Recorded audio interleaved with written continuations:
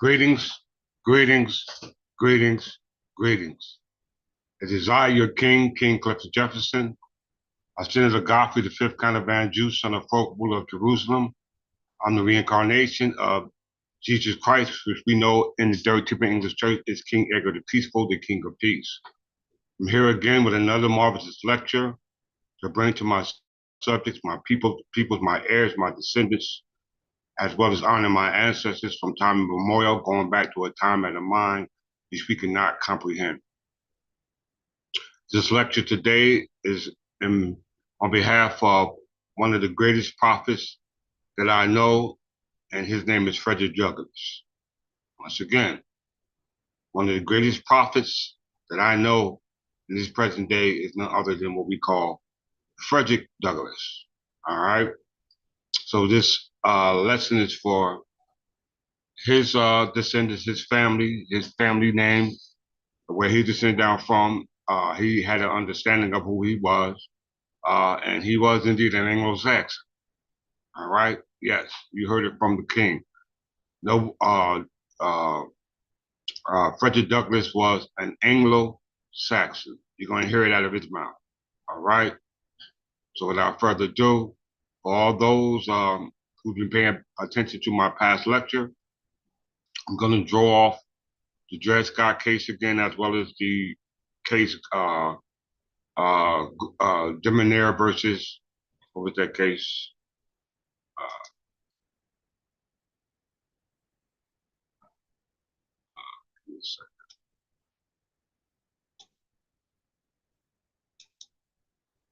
Case was Gouverneur versus Demenaire. All right. I'm going to draw from those two cases. I'm going to keep it short and sweet, but it's very important to understand the impact that these two cases have on the status that you have presently here in North America. All right. We know, according to the Dred Scott case, that slavery was legislatively enacted emphatically a part of the United States government by way of Section 9 of Article 1 of the Constitution. We know that it was regulated by Section 3, Clause 2, or Article 4 of the Constitution. All right. And we know that that was a form of migration or intermigration. All right. Which is what they call slavery. This is what the Dred Scott case has stated, all right, by Chief Justice Taney. We know also that Chief Justice Taney ruled in the case dealing with the public doctrine or the public domain called Martin versus Wardell, all right, which happens to be the territory involved in New Jersey, which was subject to the Crown, i.e., that being Crown land, all right. So I'm going to draw all this into a synopsis where you can understand clearly, and we're going to give honor to the prophet Frederick Douglass, because he truly was one who truly gave you what he could in regards to not giving up, or like I said, putting himself in harm's way. All right. So without further ado, I'm gonna cease on all the talking, and I'm gonna get to the receipts. All right. So I give honor to my queen, Sister Galveston from the House of Galveston, as well as Archbishop Belmont from the House of Belmont, as well as all those who are members of the Third Temple English Church, as well as all those who are striving to be members of the Third Temple English Church. So without further ado, let's get started. I'm going to play a narrative from a YouTube channel on Frederick Douglass, all right? And then we'll get into some more information in regards to him, as well as some literature he wrote himself. It was a book that he wrote in regards to his interpretation and his condition being subject to slavery and the state of what we call, I'm going to say the Maryland. He was a slave in Maryland. All right, so let's get started with this beautiful lesson.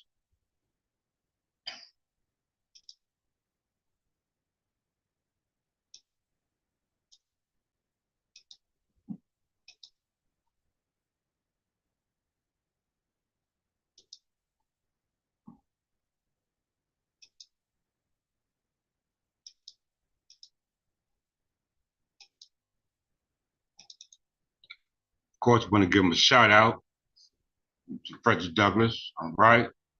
His mother was Harriet Bailey. She was enslaved, all right, under the status of the mother. All right. Frederick Douglass understood the status of part two secretary. All right. That was established by the government, doing away with the paternal aspect of birthright, and now ushering that maternal, uh, uh, what they call a right of birth. All right. It wasn't a birthright; it was a right of birth. All right. You were property. So let's just get some good uh, uh, views from those who narrated the story, as well as his own narrative in regards to his acknowledging his status as a once being a slave, but now being emancipated from slavery, as well as going back to understanding who he truly was based off his ability to be able to go back and study on the down low based off those who are forbidding him to study the information that kept the secrets that was unfolded to him and his unfoldment as a man. So without further ado, let's get started.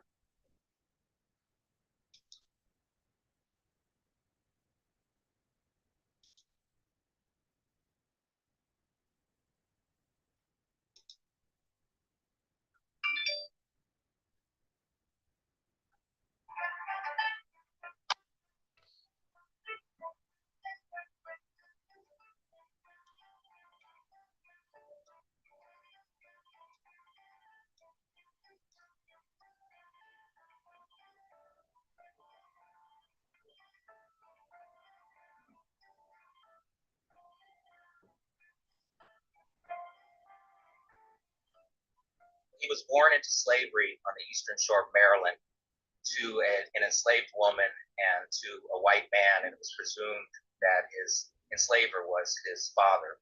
He only saw his mother a handful of times his whole life, and that's because she lived on a plantation that was 12 miles away.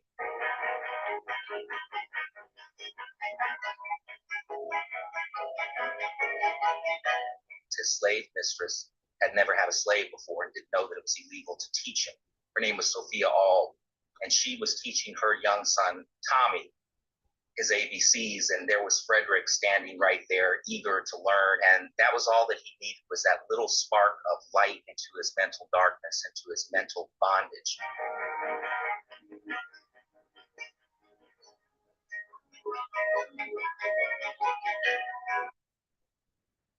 Ready to be an e-commerce pioneer? Bluehost has step-by-step WordPress onboarding to make creating.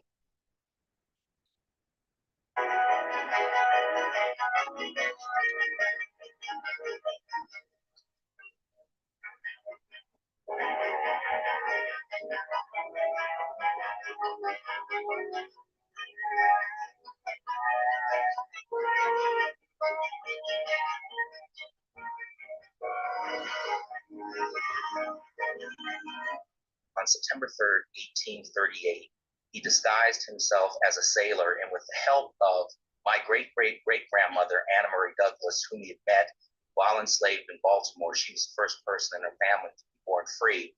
And as they started to think about a life together, she was one of the first people to plant the seed of thought in his mind that, Frederick, you're not meant to be a slave for life. And so at the age of 20, he runs away, he lands in New York City. He writes a letter back to Anna. She comes to join him, and they get married on September 15th.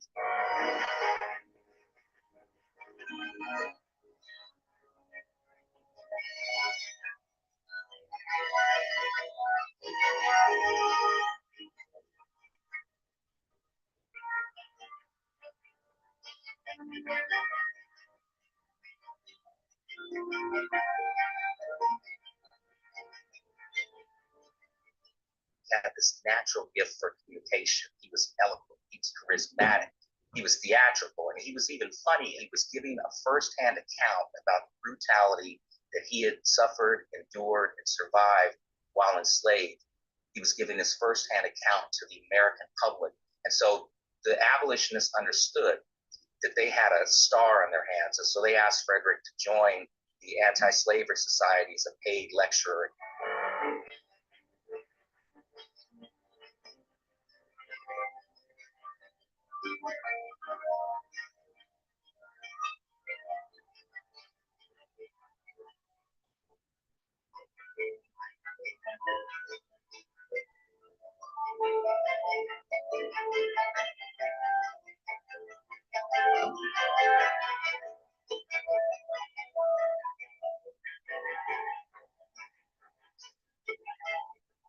it made him a celebrity. That's the last thing that you want, is the notoriety of a best-selling book if you're trying to hide from your enslaver. And so it was suggested that he flee to Europe for a couple of years as a cooling off period.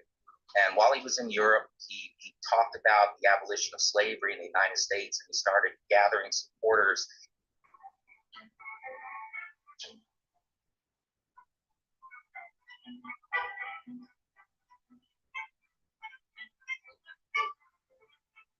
The abolitionist paper, the North Star, was important because he could get his messaging out there, and he could write, he would write thousands of articles over his career. And really, to be a Black owner of a newspaper at that time was a big deal.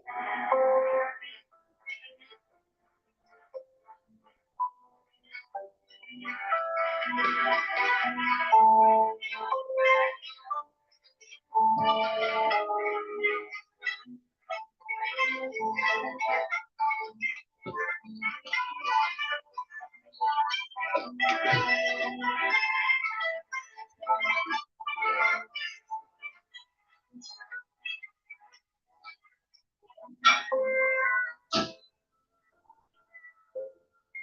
1852, the Ladies Anti-Slavery Society invited Frederick Douglass to give a speech about Independence Day, and they invited him to do that on July 4th.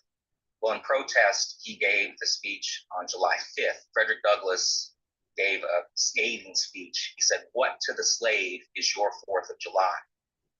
And what he's saying is, how dare you ask me to come and talk about your high independence, talk about your liberty? He said, "This nation is guilty of crimes that would disgrace a nation of savages."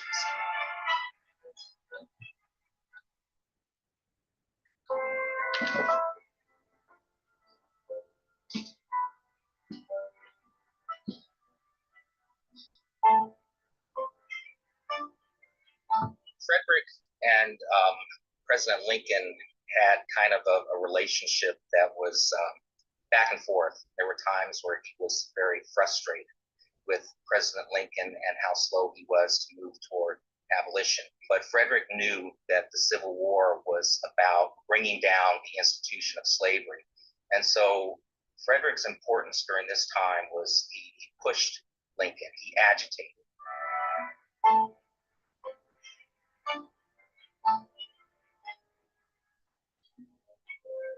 Frederick Douglass was the first African-American nominated for Vice President of the United States. He was the first African-American U.S. Marshal, first African-American ambassador and consul general to Haiti, first African-American reporter of deeds in the District of Columbia, and the list goes on and on and on.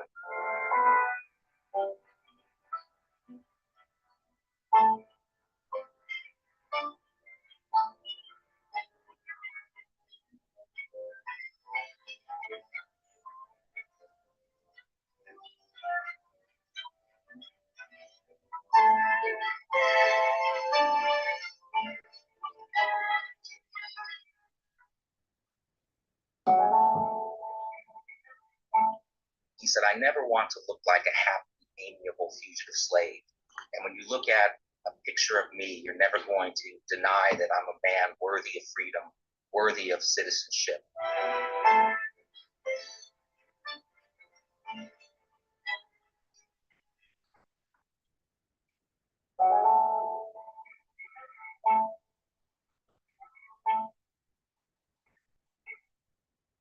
I think that both parties in the United States, political parties, want to claim him, sometimes for better or for worse.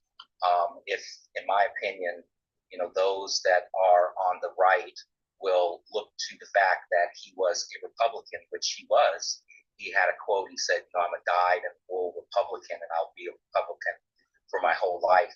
But those of us that know our history here in the United States, the political parties, know that the two parties, the Democrat and Republican Party, flip. And so it depends on who you're asking on what they get wrong about Frederick Douglass.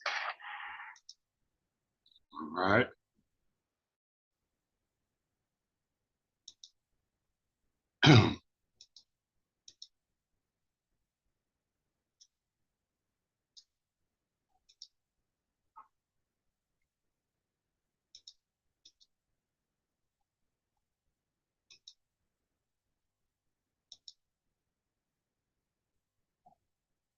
show you how we do stuff around here. Actually, my department uses manmade.com, so I'm good. Work management tool? Yeah.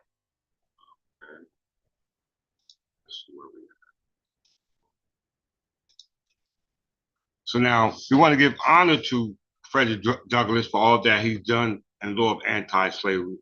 We know that, as one of our peers, one of our elders, he did a lot for us in regards to what he was able to achieve in regards to unfolding the events that took place during this time of slavery. It's our obligation in regards to uplifting and adding to the emancipation of our minds in regards to the mental slavery that we are subject to based off the governing powers that we have here.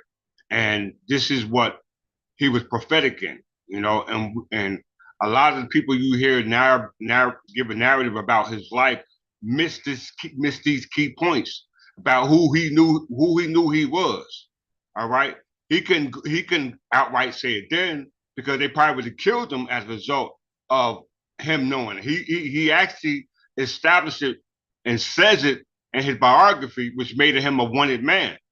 You know what I'm saying? And I'm going to show you in his own language how he knew that the status that was declared by judicial decisions, namely the Dred Scott case, he had an opposition to, or he opposed it in his demurrer as regards to he knew his history, as well as the language in the Dred Scott in reference to the identity of Dred Scott make reference to him knowing that Chief Justice Taney and all those who were in that position were doing nothing more than acting on behalf of the fugitive clause, dealing with runaway slaves and returning them back to their slave masters. And this is why Frederick Douglass took flight. All right, and I'm gonna show you that piece by piece in his own words. Those based off his narrative, as you see here, displayed by the gentleman, but as well as we're going to go to Wikipedia now. All right. Once we go to Wikipedia, we're going to find some other sources to give narrative to him knowing that he knew his origin based off his paternal father, which goes back to the Anglo-Saxon ancestry. And with that, let's get started.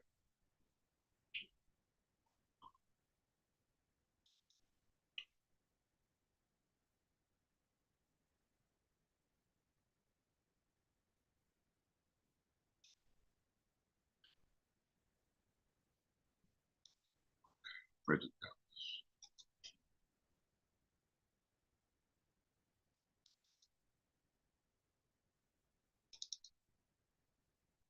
I'm going to be moving. I'm going to be jumping and skipping, so you got to pay close attention. I only got 2 hours to get this done. Frederick Douglass, born Frederick Augustus Washington Bailey. All right. Born on February 1817 or February 1818 and died on February 20, 1895. Was an American social reformer, an abolitionist, an orator, writer, and a statesman. He became the most important leader of the movement for African American civil rights in the 19th century. Very, very important. His last name was Bailey. All right. So let's look at the surname Bailey. This is his mother's surname.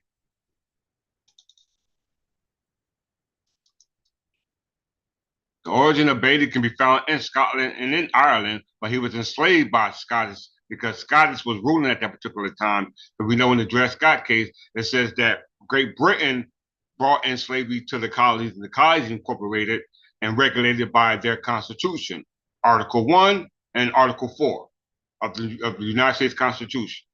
And those who immigrated or migrated here are nothing more than slaves. All right. It says Bailey. The name Bailey reached England in the graver wave of the migration following the Norman conquest of 1066. The name Bailey is a personal name held in the civil office of the same. The name Bailey is a person who held the civil office of the same name in Normandy. All right. The title of Bailey was approximately equal to that of a viscount or a sheriff. They say he was a marshal. All right. There was also place named Balliol and Bimu, which is about 6 miles south of Abbeville and the Sumney, Normandy, from which some instances of the surname may have evolved. Okay, so we know that Bailey is a surname. His name was let's go back to it. His name was Frederick Douglass, born Frederick Augustus Washington Bailey. All right, let's move further.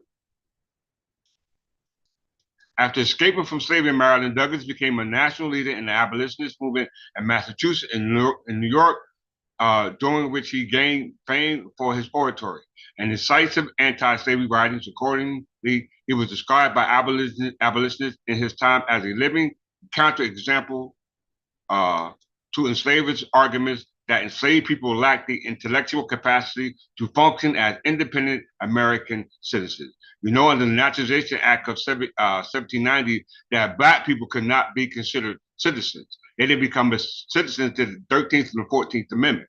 Okay, and this is what the subjectivity that Frederick Douglass was subject to. All right, they took the chains off him, but he was still enslaved by the governmental system that was established by those who made up the government, i.e., on the congressional level. All right, let's move forward.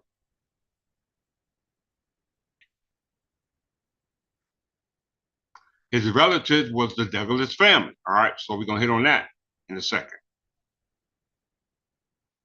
All right, we pretty much know about his life in slavery, but I want to deal with some of his birth family a little bit. All right, it's his birth family. Douglas' mother enslaved was an African descent, and his father, who may have been her master, apparently of European descent. That was not the case in Douglas' own biography. All right. Douglas wrote, "My father was a white man." All right, we're going to prove that to be wrong. That's his presumption. All right. According to David B. Blight, 2018 biography of Douglas, for the rest of his life, he searched in vain for the name of his true father. Okay, you hear that? The name of his true father. We know we talk about names, talk about surnames. Douglas' genetic heritage likely also included Native American. Douglas said his mother, Harriet Bailey, gave him his name, Frederick Augustus Washington Bailey, and after he escaped to the North in September 1838, he took the surname Douglas, having already dropped his two middle names. All right. His mother called him his little Valentine. All right. So let's look at the surname Douglas.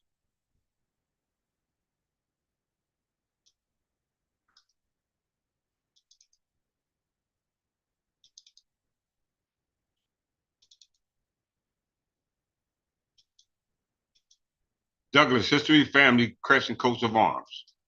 Its origins is in Scotland and in Ireland. All right. We know Bailey is an English name. His mother was enslaved. All right.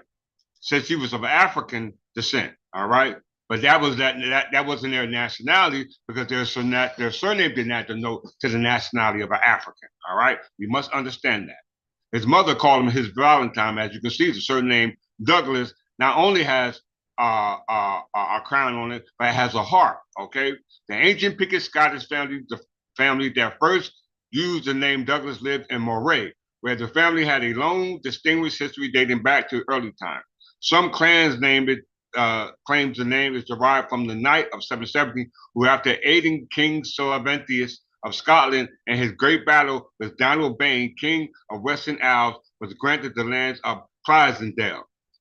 Others claim the name was originally derived from Theobaldus, a Fleming, and were granted the lands of Douglas Water. In Gaelic, the name Douglas meant black stream. So we know that we go into that, the kings of Scotland. All right. The surname Douglas was first found in Moray, where the progenitors of the clan is thought to be Archibald of Douglasdale.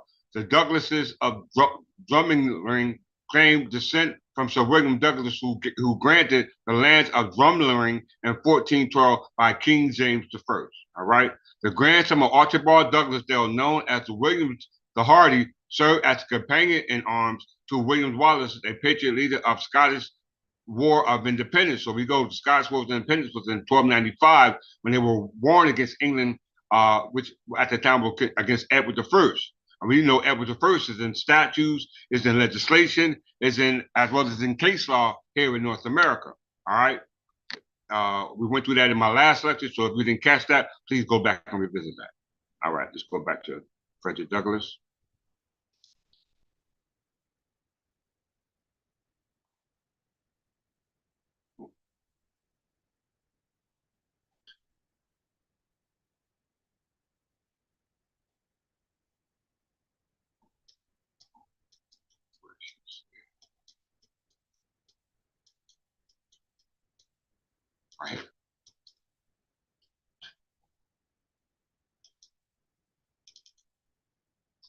However, based on extant records of Douglas' former owner, Aaron Anthony, historian Dickinson J. Preston determined that Douglas was born on February 1818. Though the exact date of his birth is unknown, he chose to celebrate February 14th as his birthday, remembering that his mother called him her little Valentine. Now, the family crest of Douglas has a Valentine on it, all right? Has a Valentine on it in the crown, all right? We already went through the term Bailey, all right? We also going to look up the term Baltimore or Calvert because he was enslaved on the plantation in Baltimore, Maryland, okay? He was enslaved in Baltimore, Maryland. Let's move down a little bit further to his learning. Very important. Early learning and experience. All right. The Auld family. All right. The Auld family. At the age of 6, Douglas was separated from his grandparents and moved to the White House plantation, where Aaron Anthony worked as an overseer. After Anthony died in 1826, Douglas was given to Lucretia Auld, wife of the Thomas Auld, who sent him to serve. Thomas' brother Hugh Auld and his wife Sophia Auld in Baltimore. From the day he arrived, Sophia saw to it that Douglas was properly fed and clothed, and that he slept in a bed with sheets and a blanket. Douglas describes her as a kind and tender-hearted woman who treated him as she supposed one human being ought to treat another. Douglas felt that he was unlucky to be in the city, where he said enslaved people are almost free men, compared to those on a plantation. When Douglas was about 12, Sophia Auld began teaching him the alphabet. Hugh Auld disapproved of the tutoring, feeling that literacy would encourage enslaved people to desire freedom. Douglas later referred to this as the first decidedly anti-slavery lecture he had ever heard. Very well thought I, wrote Douglas. Knowledge unfits a child to be a slave. I instinctively assented to the proposition, and from that moment, I understood the direct pathway from slavery to freedom. All right? He understood the direct pathway to slavery to freedom. So where does this family all come from?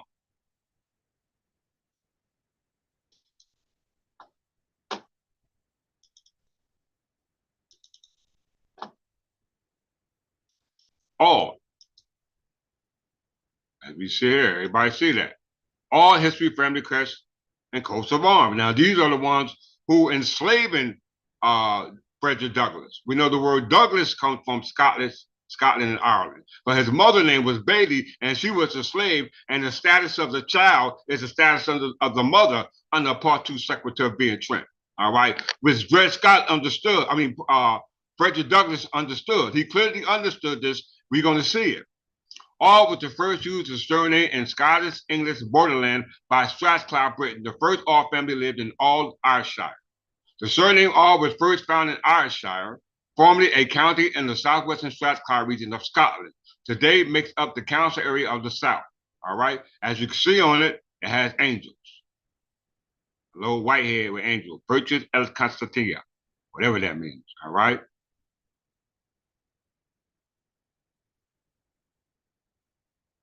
All right, let's go back to Frederick Douglass. All right, so it's Auld family. We know Auld family goes back to the Auld Alliance. All right, let's go back to the Auld Alliance. If the name originated from Scotland and Ireland, right? So we should visit the Auld Alliance.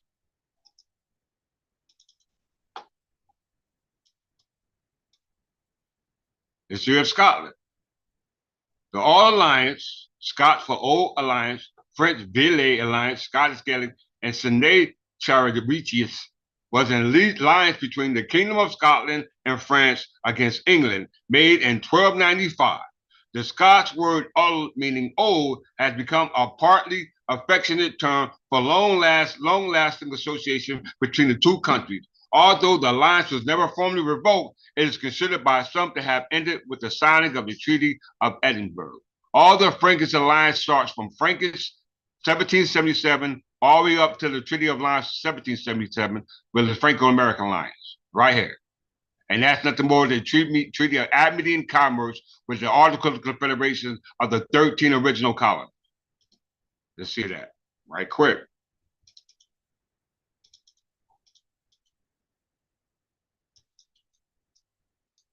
The Franco-American Alliance was the 1778 alliance between the Kingdom of France and the United States during the American Revolutionary War.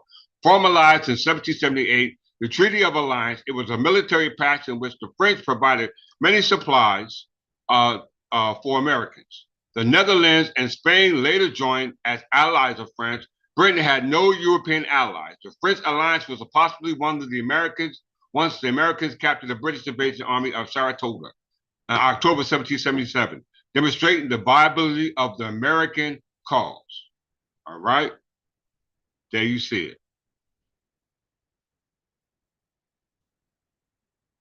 The alliance was promoted in the United States by who? Thomas Jefferson at Frankenfield, based on the Model Treaty of 1776. Jefferson encouraged the role of France as an economic military partner to the United States to weaken the British influence. All right? So all those alliances were aligned with Frankish and Scottish allegiance because they were actually of the same stock. All right? They were actually of the same stock. It says Frankish. We know Frankish deals with the Frank. It was a line between Kingdom of Scottish, Franks, and England. All right? So we cleared that up. Let's go back to Frederick Douglass.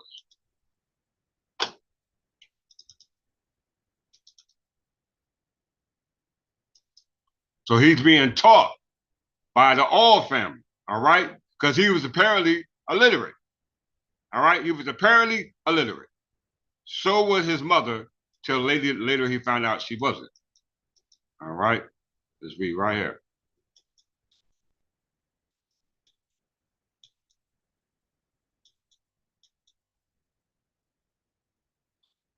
When Doug was about 12, Sophia All began teaching him the alphabet. Once again, we're going to read over again.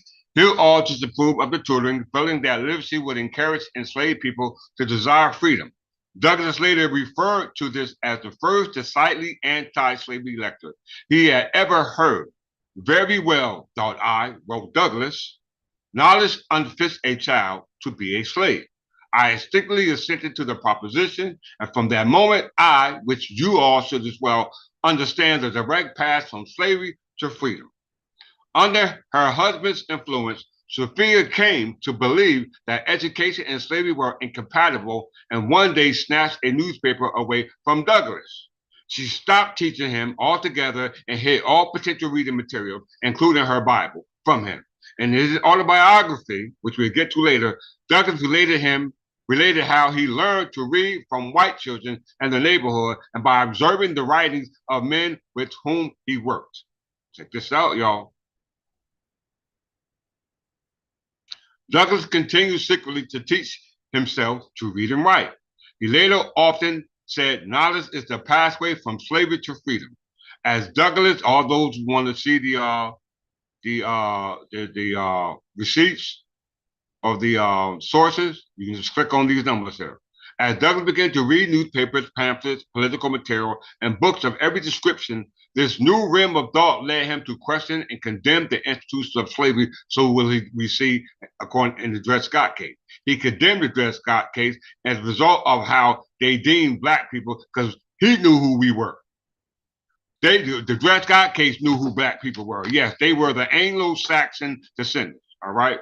With clarifying and defining his views on freedom and human rights, first published in 1797, the book is a classroom reader containing essays, speeches, and dialogue to assist students in learning, reading, and grammar. He later learned that his mother had also been literate, about which he would later declare, I am quite willing and even happy to attribute in love of letters I possess, and for which I have got, despite of prejudices, only too much credit, not to my admitted to Anglo-Saxon paternity, but to the native genius of my sable, unprotected and uncultivated mother, a woman who belongs to a race whose mental endowment it is at present fashionable to hold in disparagement and contempt. Okay?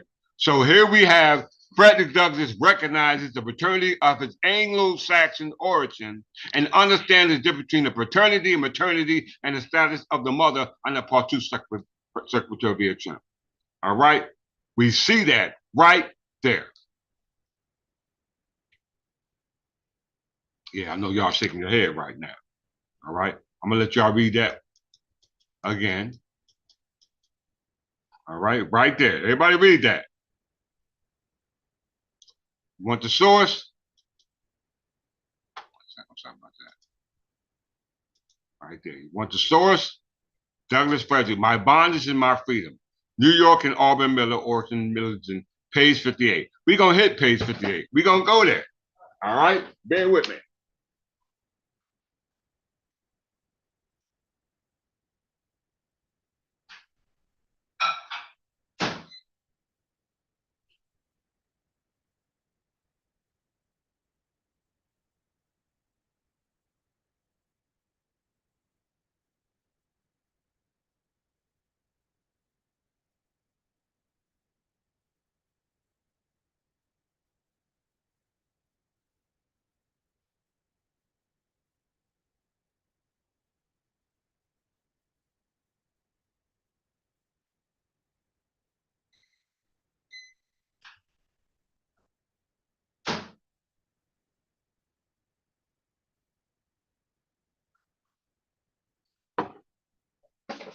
All right.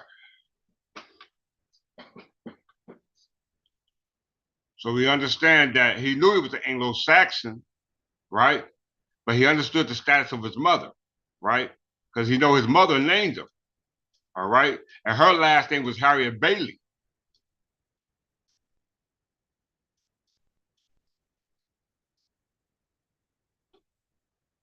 Where's it at?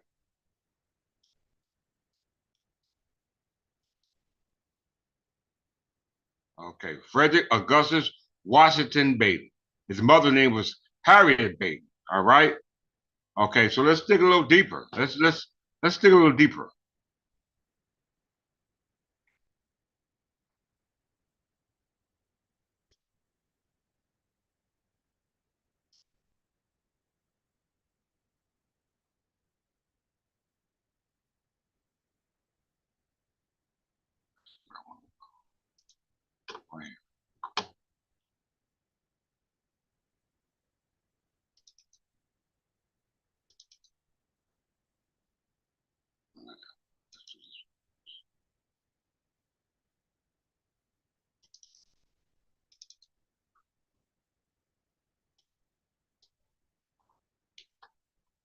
Legal history and debts to Frederick Douglass. A lot to talk about, so I got to move quickly. Marking his 20th birthday this week, I want to acknowledge the debt legal historians owe to Frederick Douglass when Chief Justice Roger Taney denied that free Black Americans were citizens of the United States and the 1857 Dred Scott decision. Douglass immediately opposed him. Did you hear that, y'all? Douglass immediately opposed him. Why did he oppose? Because he knew he was Anglo-Saxon. Whatever this new administration government, and we know that the new administrative government was based upon slavery, based off first article and the fourth article of the Constitution, the second section, the third section, and the ninth section. Yes, Section 9 of Article 1 and Section 3, Clause 2 of Article 4. All right. But that can come to fruition until you had Article 2 and Article 3 in place that deal with the executive officers and the judicial officers to be able to enforce what it is that were made by the executive decision of those who made that legislation to create legislations and new territories by way of what we call secessions as established in the Dred Scott case. All right. So we see that Douglass immediately opposed him. Then across his lifetime, Douglass never forgot how Taney had used the high court, you hear that, to demean African Americans. From the podium in the pen, Douglass made a record that he had endured, thus ensured Dred Scott will be alone remembered as the lowest point in the history and the race in law. Did you hear that? This is what Frederick Douglass said. This is what he said. All right? This is what he said. Why? Because he was born in the state of slavery. All right. He was born in a state of slavery and Maryland. Okay. Maryland was under the province of Maryland that at that time was under slave masters. Yes, slave masters. Lord Baltimore. Let's check this out, y'all. Let's check this out. We can go back to that.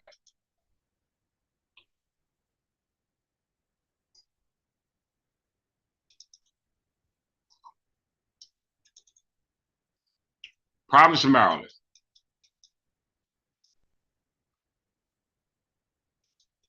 The province of Maryland was an English and later British colony in North America that existed from 1634 until 1776, when it joined the other 12 of the 13 colonies. You hear that? In rebellion against Great Britain. Now, Great Britain brought in slavery. All right? They brought it in. Dred Scott case said that. All right? We'll show you that in a second. And became the United States of Maryland. Its first settlement and capital was St. Mary's City. All right, and the southern end of St. Mary's County, which is a peninsula of Chesapeake Bay and also bordered by 4 tidal rivers. The province began as a proprietary colony granted to the English Lord Baltimore, who wished to create a haven for English Catholics in the New World at the time of European wars on religion. All right. Although Maryland was an early pioneer of religious toleration in the English colony, religious strife among Anglicans, Puritans, Catholics, and Quakers was common in the early years, and Puritan rebels briefly seized control of the province. All right. In 1689, the year following the Glorious Revolution, John Cody led a rebellion that removed Lord Baltimore, a Catholic, from power in Maryland. Power in colonies was restored to the Baltimore family in 1715 when Charles Cabot, the 5th Baltimore, insisted in the public that he was a Protestant. All right. So who is these Baltimores? All right. Let's see. Cecil Calvert, 2nd Baltimore. All right. Because the province of Maryland, right, started with who? Let's see. Lord Baltimore II. Yes, Lord Baltimore II. This will be Cecil Calvert. All right. This will be Cecil Calvert. Yes, let's check it out, y'all. Cecil Calvert was an English politician. That's a lie. He wasn't English. They trying to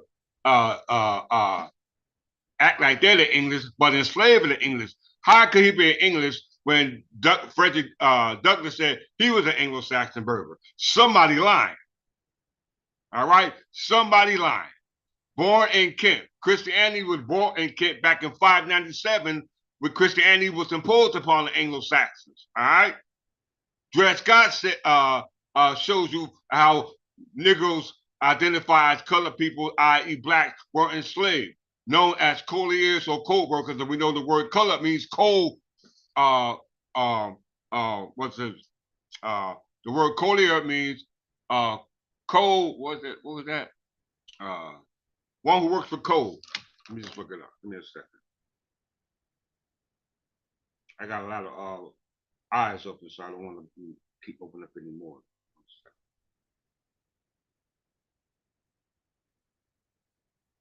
Colliers and salters.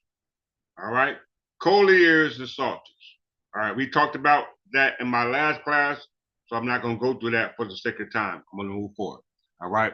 So we see that Cecil Calvert, the 2nd Baron, was not an English, but a British politician, because in 1605, Great Britain is ruling. All right. But they're ruling from the English crown, where they're not supposed to. All right. Born in Kent in 1605, he inherited the proprietorship after the death of his father, George Calvert, the 1st Baron of Baltimore, from whom it had been intended. Calvert proceeded to establish and manage the province of Maryland as a proprietary colony for the English Catholic from his English country house of Kepland Hall in North Yorkshire. Now look at this image, everyone.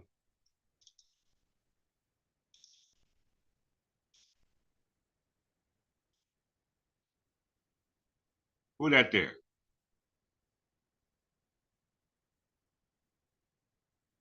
Who is that over there in the left-hand corner? He don't look like no slave. He doesn't look like no slave, do it. All right? You see that family crest right there? You see that crest right there? Let's look at the Baltimore family crest and coat of arms. All right? Let's look up Calvert first, then Baltimore.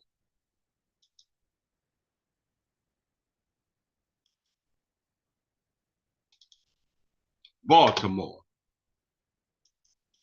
Family crest and coat of arms. England. The name Baltimore was brought to England by the Normans. We know all surnames originated in England, all right, by way of the Norman conquest by William the Conqueror, all right. The name Baltimore was brought to England by the Normans when they conquered the islands in 1066. It's a name for a person who tended what? Cattle. I ate chattel, all right. Calvert is a characteristic of Yorkshire, okay. The name Yorks and the Lancasters, all right. This is when the families were fighting themselves in Scotland, and the Frankish influences assisted through what we call the Treaty of Perpetual Peace between the Scots and the House of Lancaster. All right, because we were fighting against the House of York, which are actually cadet branches from the Plantagenet crown. All right, so we see the name Baltimore is of Irish, Ireland, and English origin, all right?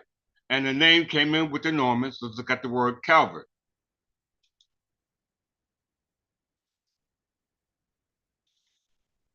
Same. The same, very exact, same. So let's go back to Cecil.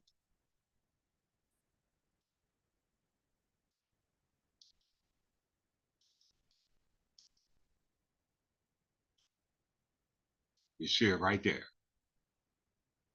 And this is he's a servant, all right? He's a servant to a Scottish who claimed to be Lord Baltimore, all right? And that came along with Charles I, because the province of Maryland, Lord Baltimore got his daughter from who? Charles I, son of King James, all right? But look at our status. Even though he was a bondsman, look what he's wearing, y'all. Look what he's wearing, y'all.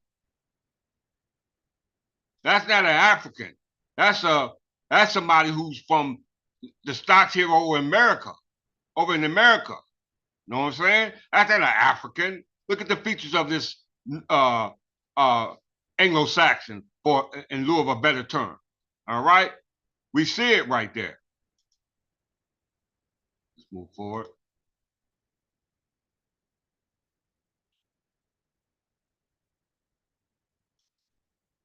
Okay.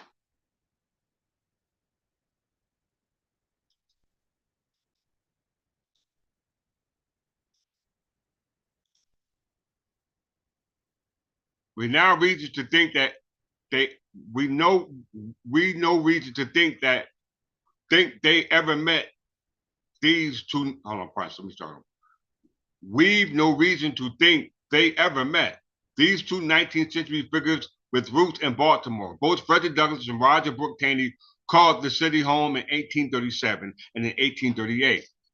The former was an enslaved laborer on the eve of stealing his liberty, while the latter had just recently been appointed Chief Justice of the United States Supreme Court. You hear that? While both inhabitants of the nation's third largest city, Douglass and Taney would walk very different streets. Of course. This is going to be the best lesson I ever did. All right. Still, Taney and Douglass knew one another, though not in the still Taney and Douglass knew one another, though not in the they were acquainted. Not in the that they were acquainted sense. They knew one another as archetypes that took part in ongoing struggles over the future of those who managed to throw off slavery shackles, free people of color. All right? Taney understood the lengths to which enslaved people will go to free themselves. He was, for example, party to the transaction in which an enslaved man, Cornelius Thompson, purchased his own liberty in 1832. And of course, Douglas knew how laws shaped the circumstances of the enslaved, i.e., Article 1 and Article 4 of the state's constitution. Great Britain brought it in and was incorporated in the colony. And it's in the Dred Scott case.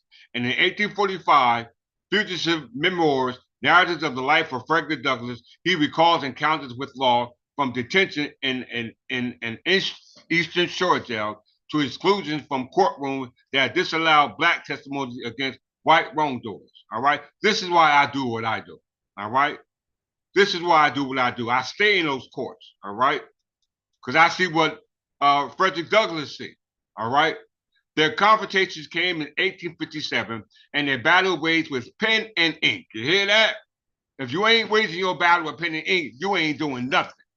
By that year, neither called Baltimore home any longer. Tony wrote from Washington, D.C., where he had settled after the death of his wife. His idea expressed through United States Supreme Court opinions. Douglas is called Western New York Rochester home, living in the heart of a racial reform culture that had also given birth to the first women's rights convention. There he published new commentary in the pages of the weekly Frederick Douglass paper, as his own newspaper. The two faced off over the case of Scott versus Sanford and a disagreement about the standing of Black Americans before the Constitution. It was an old debate, one that had its origin in 1820, where Black American citizens of the United States or where they were denizens without any claim to protection under the law. Question mark. Taney denied Black citizenship. His March 1857 opinion concluded that at the time of the nation's founding, Black Americans had no rights that white men were bound to respect.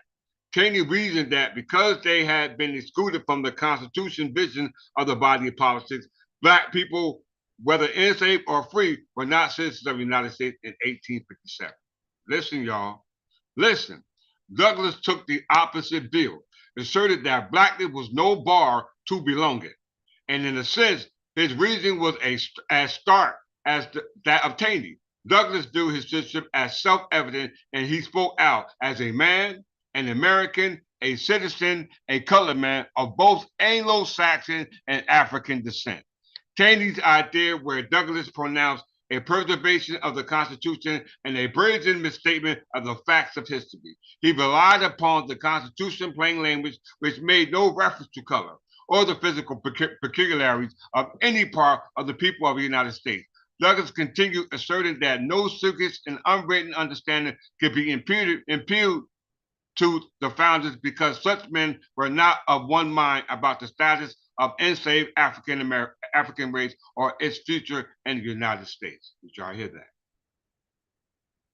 Did y'all hear that? Let me get a thumbs up. All right. Let's give a clap for Frederick Douglass. All right.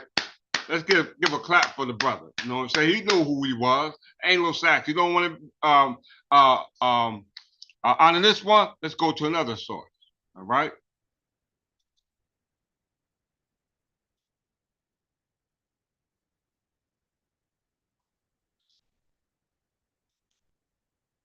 Frederick Douglass corrects the record, 1857, New York. Have the people mistaken the requirements of their own constitution? Y'all better pull it up.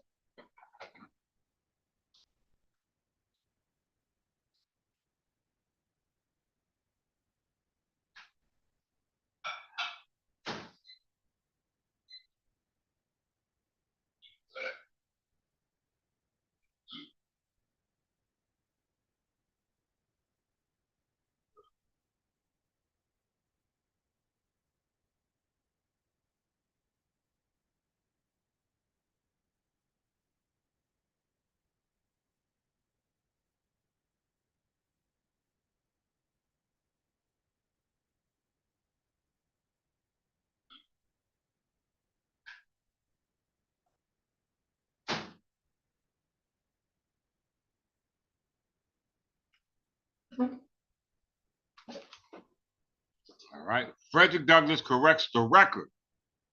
All right.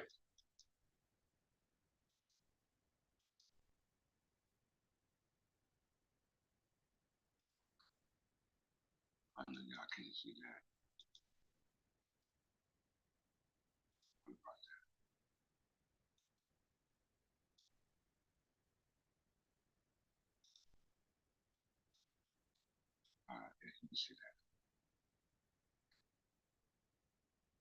The people of the North are a law-abiding people. They love order and respect the means to that end. This sentiment has sometimes led them to the folly and wickedness of trampling upon the very life of law, and to uphold its dead form.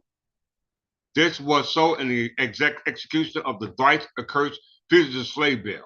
All right, Article 4. Article 4 of the Constitution, Section 3, Clause 2. All right, right there. Fugitive Slave Bill. Burns and Sins were sent back to the hell of slavery after they had looked upon Bunker Hill and heard liberty thunder in the Faneuil Hall. The people permitted this outrage in obedience to the popular sentiment of reverence for law. While men thus respect law, it becomes a serious matter so to interpret the law as to make it operate against liberty. I have a quarrel with those who fling the supreme law of this land between the slave and freedom. It is a serious matter to fling the weight of the Constitution against the cause of human liberty, and those who do it take upon them a heavy responsibility. Nothing but absolute necessity should or ought to drive me to such concession to slavery. All right? Let's go to the meat of what I want to get to. All y'all pull that article up.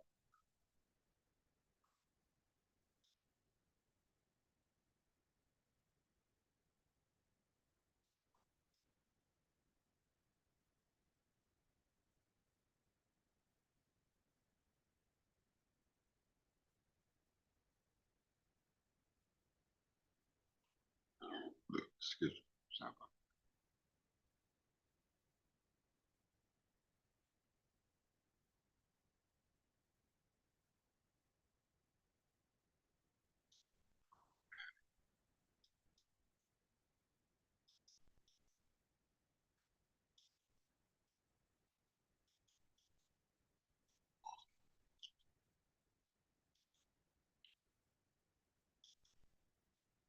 All right.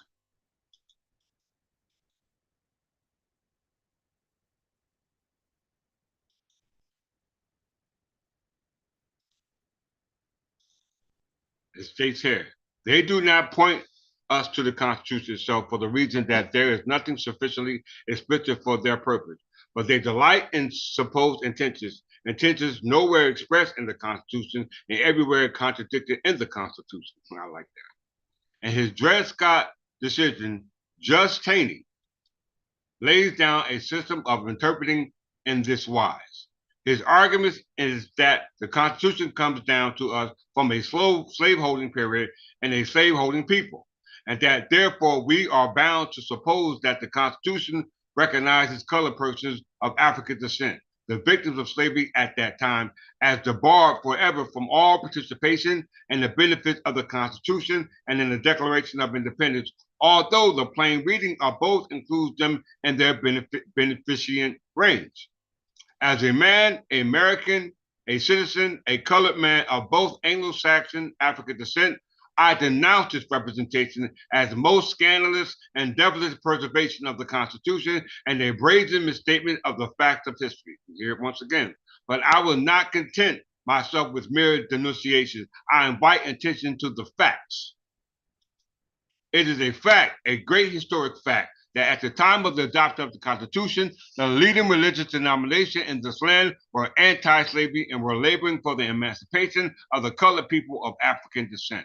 The testimonies of the church, the testimonies of the founders of this republic from the declared downward prove Judge Taney's false to history as he is to law. Did y'all hear that?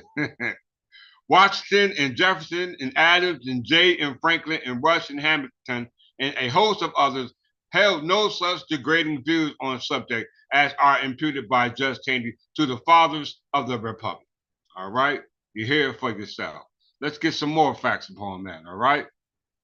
Let's get some more facts upon that. Let's go to his biography.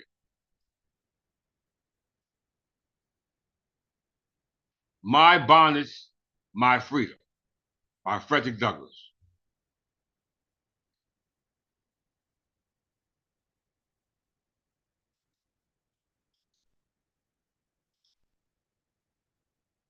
I'm gonna read this. I'm gonna read a little bit of this right quick.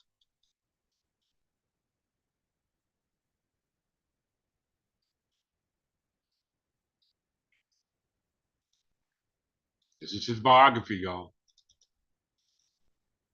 If the reader will not be kind enough to allow me time to grow bigger and afford me an opportunity for my experience to become greater, I will tell him something by and by of slave life, as I saw, felt, and heard it.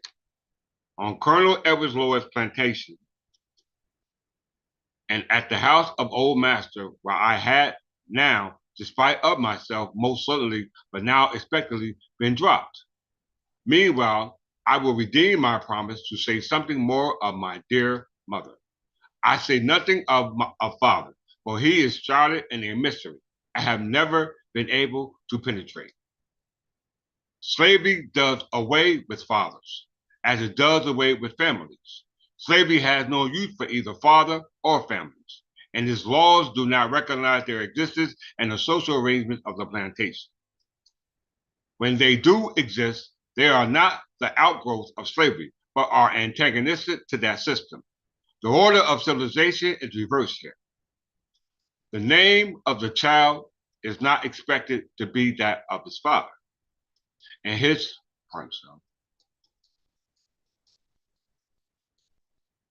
condition does not necessarily affect that of the child. He may be the slave of Mr. Tillman and of his child. When born, may be the slave of Mr. Gross. He may be a freedman, yet his child may be a child.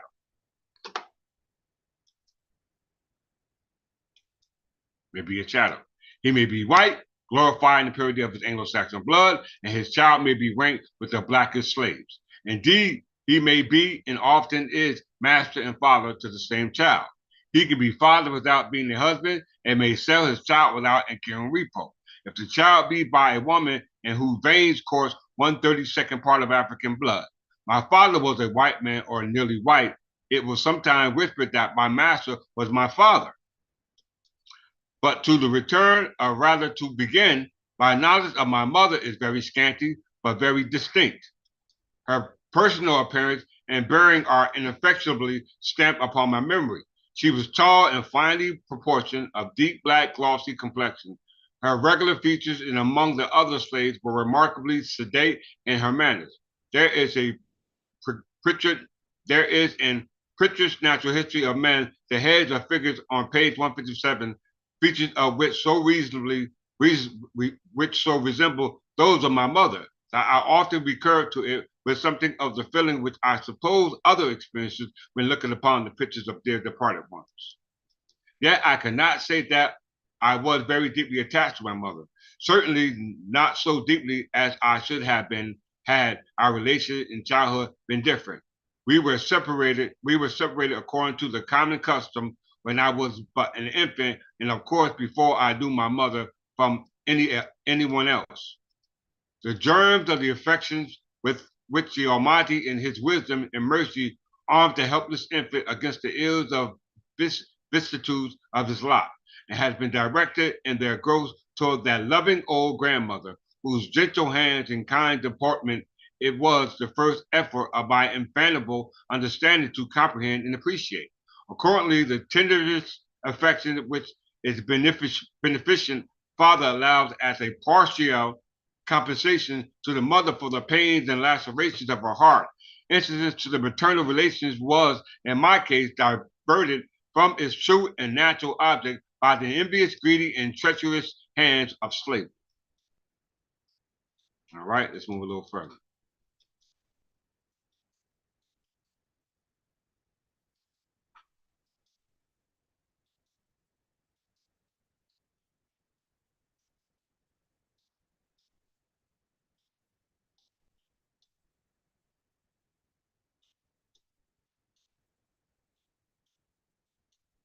All those that can download the book for yourself and you can read up on it for the information we're not reading, but I want to go to a certain point.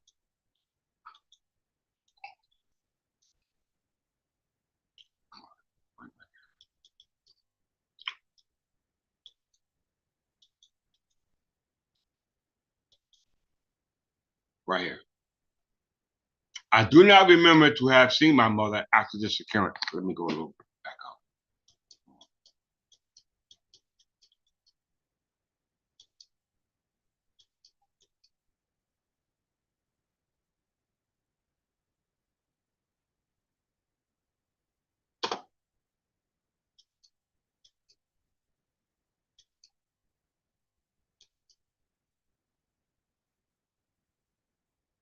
Let's try. I shall never forget that the indescribable expression of her countenance when I told her that I had had no food since morning, and that Aunt Katie said she meant to starve the life out of me. There was a pity in her glance at me and a fiery indignation at Aunt Katie at the same time. And while she took the corn from me and gave me a large ginger cake, in its stead, she read Aunt Katie a lecture which she never forgot. My mother threatened her with complaining to old master in my behalf, for the latter, though harsh and cruel himself at times, did not sanction the meanness, injustice, partially, and oppression enacted by Aunt Katie in the kitchen. That night, I learned the facts that I was not an only child, but somebody's child. The sweet cakes my mother gave me was in the shape of a heart, with rich dark rings glazed upon the edge of it. I was victorious and well off for the moment, prouder on my mother's knee than a king upon his throne. But my triumph was short. I dropped off to sleep and waked in the morning only to find my mother gone and myself left at the mercy of the sable Virago, dominant in my old master's kitchen, whose fiery wrath was my constant dread. I do not remember to have seen my mother after this occurrence. That soon ended the little communication that had existed between us, and with it, I believe, a life, judging from her weary, sad, downcast countenance and mute demeanor, full of the heartfelt sorrow. I was not allowed to visit her during any part of her long illness, nor did I see her for any long time before she was taken ill and died. The heartless and ghastly form of slavery rises between mother and child, even at the bed of death. The mother at the verge of the grave may not gather her children to impart to them her holy admonitions and invoke for them her dying benediction. The bondwoman lives as a slave and is left to die as a beast, often with fewer attentions than are paid to favorite horses. Since scenes of sacred tenderness around the deathbed, never forgotten, in which often arrest the vicious and confirm the virtuous during life, must be looked for among the free, though they sometimes occur among the slaves. It had been so long standing grief to me that I knew a little of my mother, and that I was so early separated from her. The counsels of her love must have been beneficial to me. The side view of her face is an image of my memory, and I take a few steps in life without feeling her presence. I take a few steps in life without feeling her presence, but the image is mute. I had no striking words of her treasured up.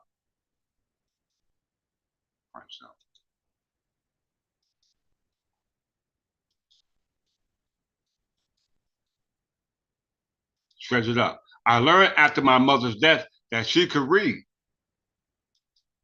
that she was the only one of all the slaves and colored people in Tuckahoe who enjoyed that advantage. How she acquired this knowledge, I know not, but Tuckahoe is the last place in the world where she would be apt to find facilities for learning. I can therefore fondly and proudly ascribe to her an earnest love of knowledge, that a fifth's hand should learn to read in any slave state is remarkable. But the achievement of my mother concerning the place was very extraordinary. And in view of that fact, I am quite willing and even happy to attribute any love letter I possess, and for which I have got, despite of prejudices, only too much credit, not to my admitted Anglo-Saxon fraternity, but to the native genius of my sable, unprotected, and uncultivated mother, a woman who belonged to a race whose mental endowment it is at present fashionable to hold in disparagement and contempt. Summoned away to her account with the impassionable gulf of slavery between us during her entire illness, my mother died without leaving me a single imitation of who my father was. There was a whisper that my master was my father, yet it was only a whisper, and I cannot say that I ever gave it credence. That I ever gave it credence. All right. Indeed, I now have reason to think he was not. Did you hear that? Nevertheless, the fact remains, in all its glaring odiousness, that by the laws of slavery, children in all cases are reduced to the conditions of their mother. These arrangements admit of the greatest license to brutal slaveholders and their profligate sons. What's that? Profligate sons, brothers, relations, and friends, and give, pardon self.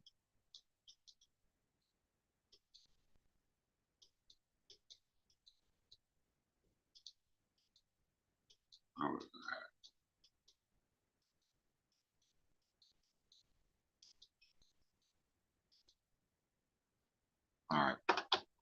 This arrangement admits of the greatest license to brutal slaveholders and their profligate sons, brothers, relations, and friends, and gives to the pleasures of sin the additional attraction of profit. A whole volume might be written on this single feature of slavery as I have observed it. One might imagine that the children of such connection would fare better in the hands of their masters than other slaves. The rule is quite the other way, and a very little reflection will satisfy the reader that such is the case. A man who will enslave his own blood may not be safely relied on for the magnanimity. Men do not love those who remind them of their sins, unless they have mind to repent, and the mulatto child faces standing accusations against him who is master and father to the child. What is still worse, perhaps such a child is a constant offense to the wife.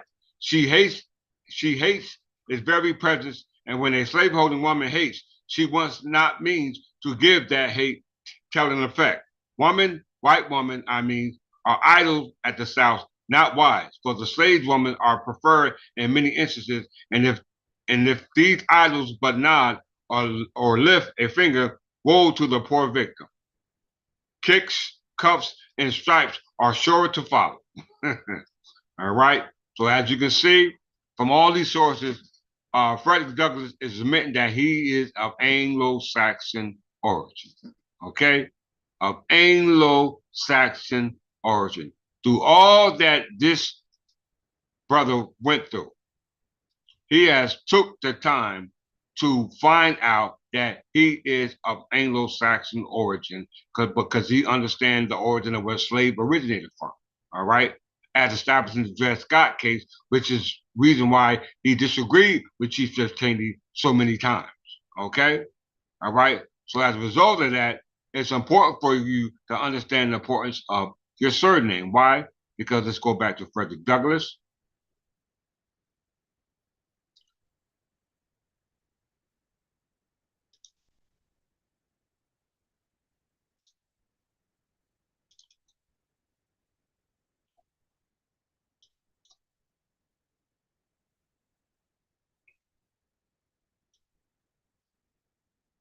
We go to the Douglas family, relative Douglas family.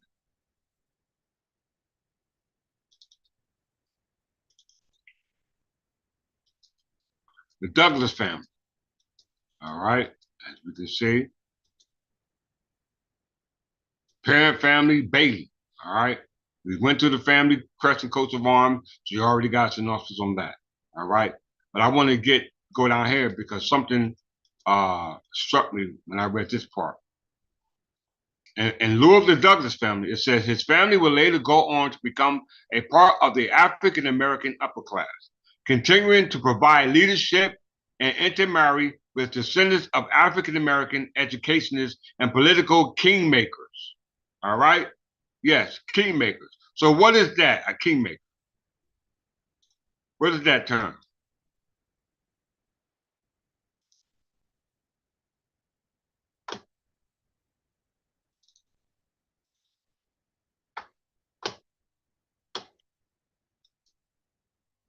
A kingmaker is a person or group that has great influence on world or political succession without themselves being a viable candidate. Kingmakers may use political, monetary, religious, and military means to influence the succession. Originally, the term applied to activities of Richard Neville, 16th East of Warwick, Warwick of Kingmaker, during the War of the Roses of 1455 to 1487 in England. Did y'all hear that? Did you hear that? All right, let's just click this right quick to get the idea of who this guy was.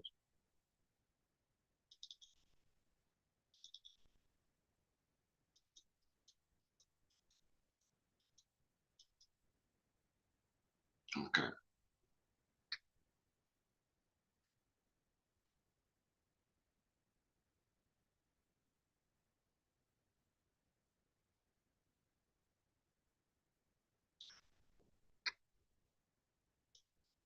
Richard Neville, 16th Earl of Warwick, 16th Earl of Salisbury, known as Warwick the Kingmaker, was an English nobleman, administrator, landowner of the House of Neville, fortune and military commander. The eldest son of Richard Neville, 5th Earl of Salisbury. All right. He became Earl of Warwick through his marriage and was the wealthiest and most powerful English peer of his age, with political nexus that went beyond the country border. One of the leaders of the War of the Roses, originally of the Yorkist side, but later switching to the Lancastrian side, he who was instrumental in the deposition of two kings, which led to the epic of Kingmaker. Did y'all hear that? Did y'all hear that? All right. What we have here? Successor, Edward Plantagenet. Did you hear that? His successor was Edward Plantagenet.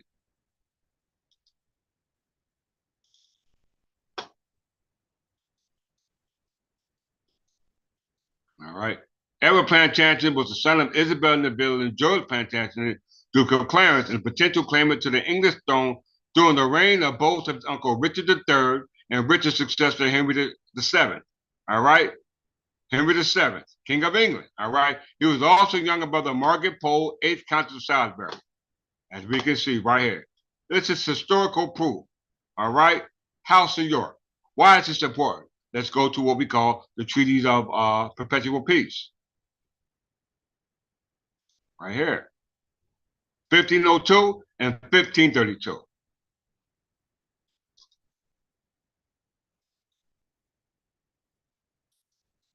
The Treaty of Perpetual Peace was signed by James IV of Scotland and Henry VII of England in 1502, an agreement to end the intermediate war between Scotland and England, which had been waged over the previous 200 years, and although it failed in this respect, as hostilities continued intermittently throughout the 16th century, it led to the Union of the Crowns in 1603. All right. Then you had the Treaty of Perpetual Peace in 1532. 34.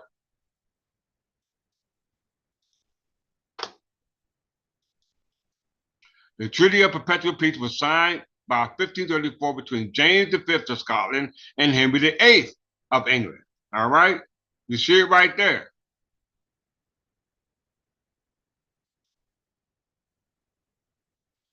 All right, let's go back here. All right.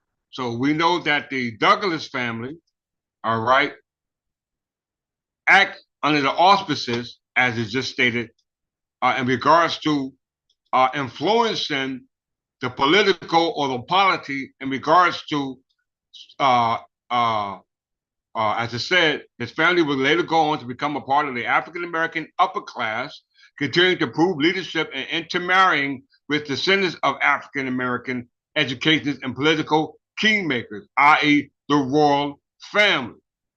All right? What is kingmaker again?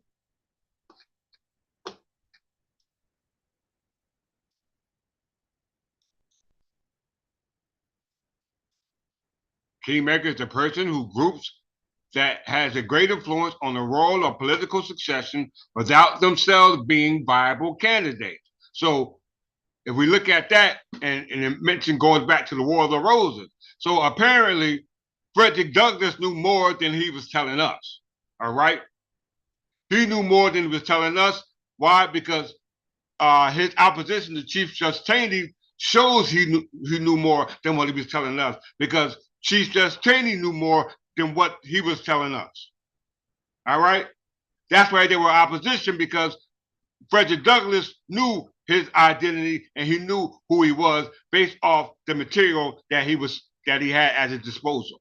All right, it's very, very, very important to understand that. Why? Because you understand the kingmaker will be the successor to the land. All right, because we know land has to go back to the chain of title. We know Frederick Douglass was the first who, the first recorder of deeds. Right.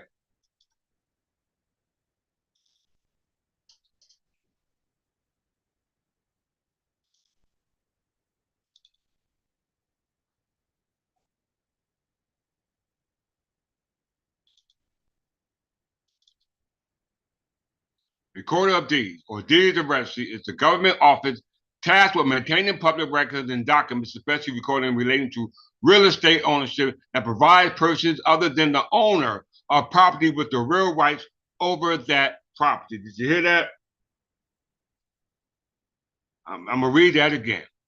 Recorders of Deeds, or Deed Registry, is a government office tasked with maintaining public records and documents, especially records relating to real estate ownership, that provides persons other than the owner of the property with real rights over that property. So that means that the conveyance of property that belongs to you by way of what we call prescription, because that's how the what they call prescription sovereignty works. Somebody claimed to be the sovereign. So we know that Frederick Douglass can be the sovereign because he was trying to make or act in the position of kingmaker, tracing it back to the origin where it stems from, which resulted in the denial of a king as a result of the War of the Roses, which was a result of the fight of the English throne, i.e. the crown. All right? And no natural person has felt that role until I came upon the scene. All right? From the time of slavery to the present. All right? Because we know that Dred Scott clearly lays out how slavery was instituted in North America. All right? And when slavery was instituted, they took out the paternal aspect of it that goes back into the inheritance, dealing with what we call primogeniture. All right? And Frederick Douglass understood that because that's how the system was established for him, based off the maternal and not the paternal. We must understand what's going on.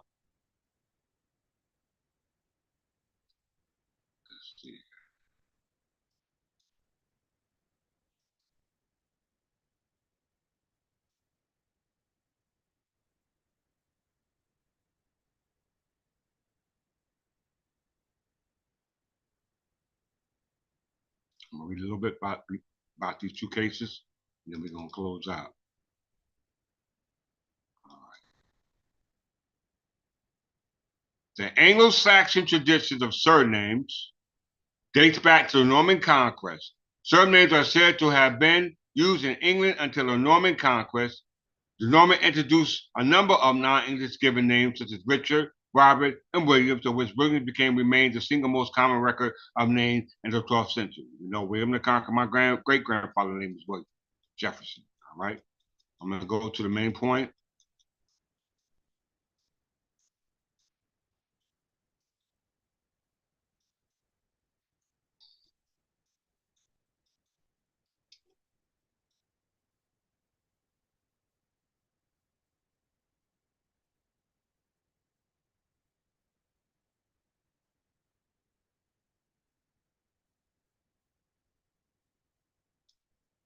Okay, right here.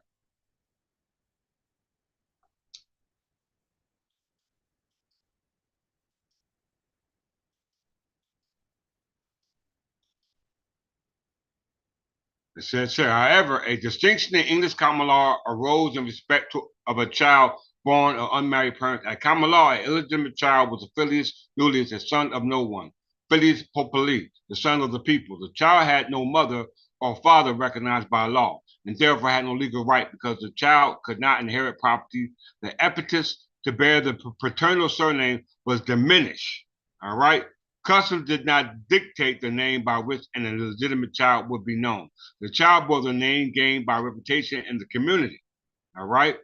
It has been reported that under English law, an illegitimate child acquires no name at birth, can only acquire the surname by reputation. He acquired the name of neither mother nor father and only assumed the surname later in life based on some factors other than lineage. At common law, an illegitimate child was known as nulli filius or son of nobody and consequently did not acquire a hereditary surname for either his father or mother. His surname was that which later gained by reputation. The traditional use of a paternal surname was brought to this country by the colonists. Historically revealed clearly demonstrates that the continuation of the English custom of patronymic surname and the colony was intrinsically linked to great social forces, particularly inferior legal status of the woman. So it went from paternal to maternal. It went from paternal to maternal, as stated by Frederick Douglass. All right. In contrast, the rule of the father of the household over his family has been described as the diminutive version of the reign of a king over his people. The head of the household remained the king or miniature king, a governor or a protector to whom respects the subjects were due. It has been suggested that the bestowal of the paternal surname upon a child not only has its basis in custom, but also in the absolute role of the father as head of his family. The father's position in the family was expressed in The Spectator, an influential periodical in American England.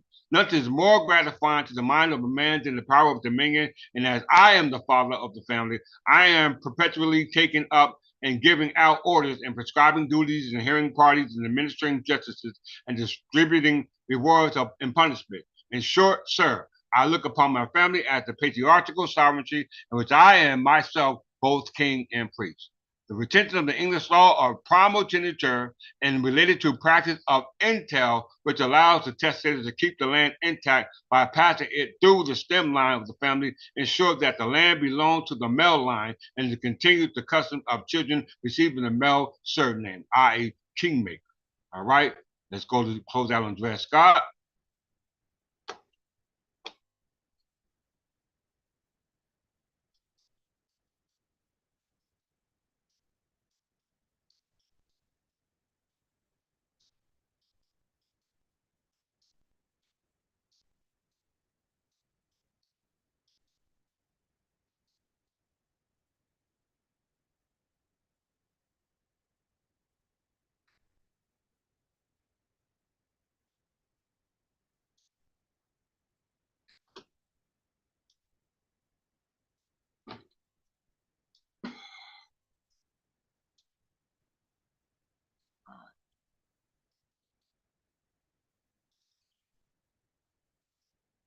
Now we know Frederick Douglass had a problem with Dred Scott's descent.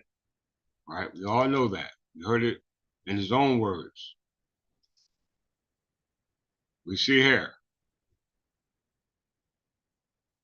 This is Chief Justice Taney. He states, without referring for prejudice abroad or to colonial history for similar incidents, history of the Confederation and the Union affords evidence to attest to the existence of the ancient law. And what ancient law is this? Fugitive Slave Act. All right, how we know it? Let's read it.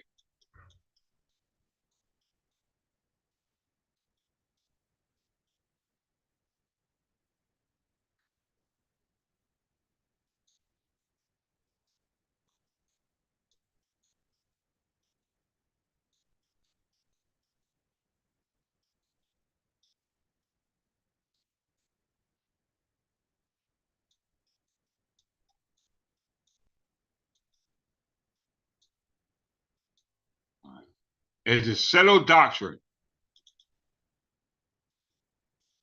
It is settled doctrine of this court that the federal government can exercise no power over the subject of slavery with the state, nor control the intermigration of slaves other than fugitives among the states, nor can the government affect the duration of slavery within the state other than by legislation over the foreign slave trade. You heard it for yourself, other than by legislation over the foreign trade. The power of Congress to adopt sections of this act above cited must therefore depend upon the conditions of the territories distinguished from them from the state and subject to the control more extended. The third section of the fourth article of the Constitution is referred to the only and all sufficient grant to support this claim. It is that new states may admit it by Congress to the Union. This is for the regulation of slavery, y'all. For the regulation of slavery. Let's go where.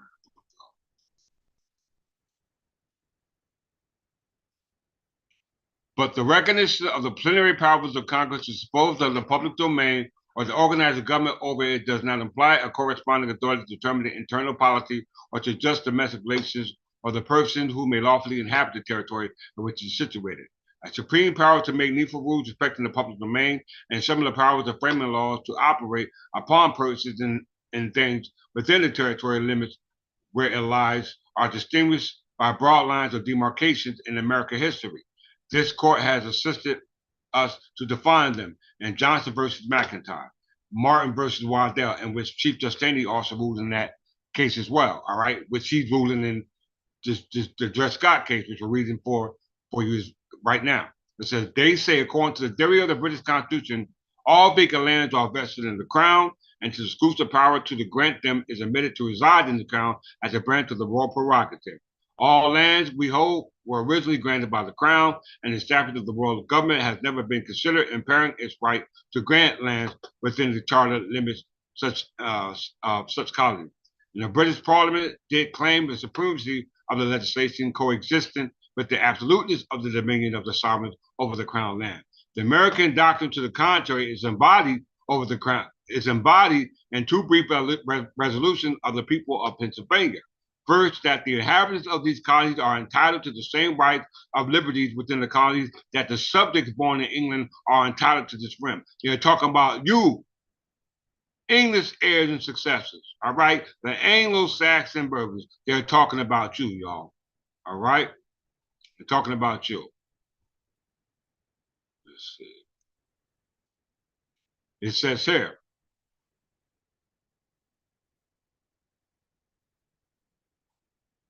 the sovereign and independent states being united as a confederation by various public acts of secession became jointly interested in territory, because they said the only way they can regulate slavery is by a legislation such as the statute, which is Article 4, to regulate slavery, which was instituted by the legislation Article 1, Section 9, all right, as conferred in this case. So they said these sovereign and independent states, now called the Confederation, or Article of Confederation, by various public acts of secession, all right, became jointly interested in territory concerning to dispose of and make all needful rules, regulation respecting it.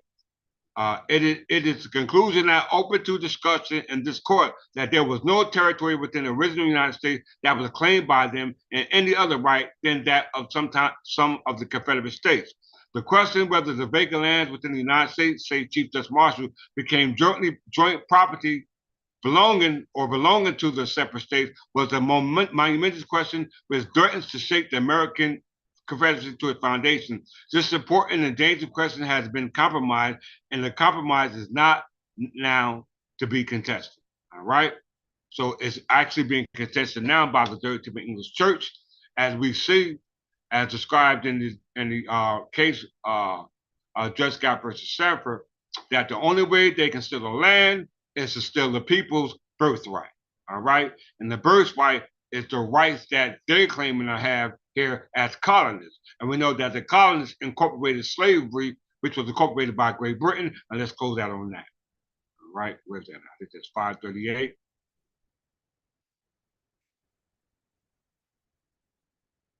This is why Frederick Douglass disagreed with Chief Justice Taney, because he knew that they brought slavery in. All right? They brought it here. Right here.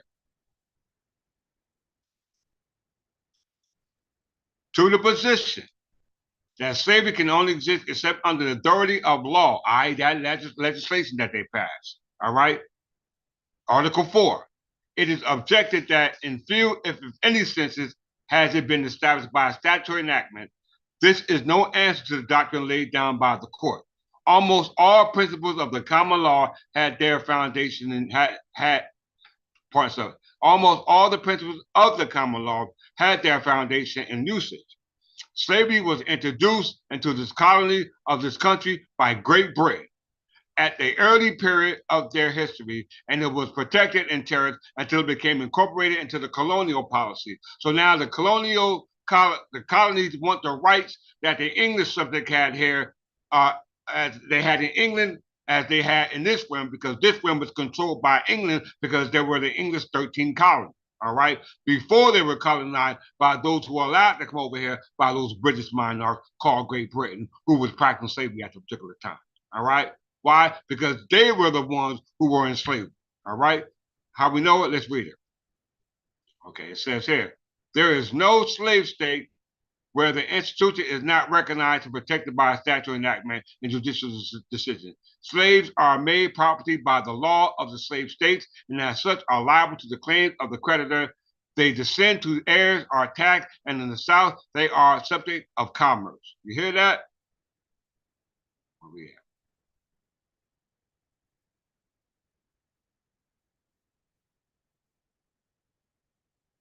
And the convention, it was proposed by the Committee of 11 to limit the importation of slaves to the year 1800, when Mr. Pinckney moved to extend the time to 1808.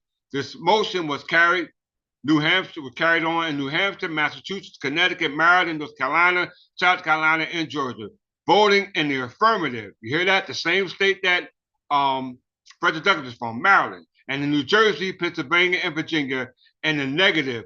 In opposition to the motion, Mr. Madison said 20 years will produce all the mischief that can be apprehended from the liberties to import slaves. So longer term will be more dishonorable to the American character than to say nothing about it in the Constitution. All right. In closing, the provisions in regards to slave trade shows clearly that Congress considers slavery a state institution to be continued and regulated by its indivisible sovereignty.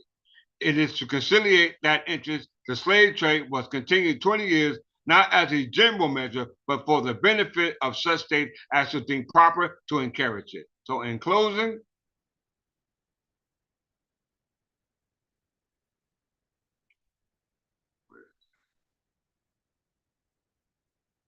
many of the states on the adoption of the Constitution or shortly afterward took measures to abolish slavery with their respective jurisdictions.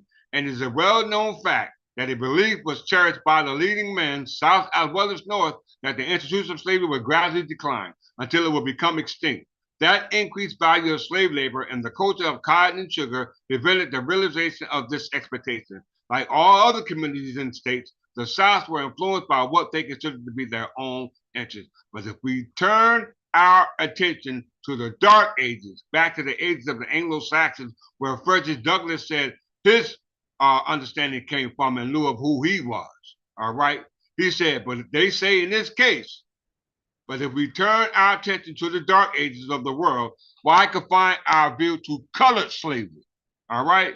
On the same principle, white men were made slaves. All slavery has its origin in power and against rights. All right. So as we can see, based off Frederick Douglass' opposition to Chief Justice Taney's opinion, he must have read this case. All right. He must have read this case as should you in regards to understanding what Frederick Douglass knew about himself. All right.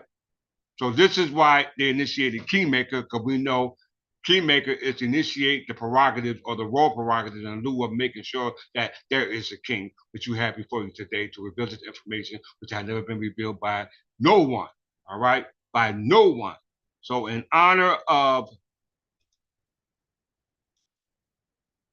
Frederick Douglass, Douglas Augustine Bailey, or if that was how they pronounced it, we give honor to you, brother, and we love you for what you have exposed, what you died for, what you lived for, all right?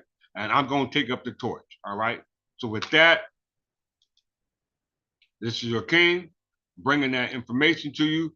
about your illustrious history that no one had yet the courage to come and tell you. All right. So with that, we here at the Third Typical Church of England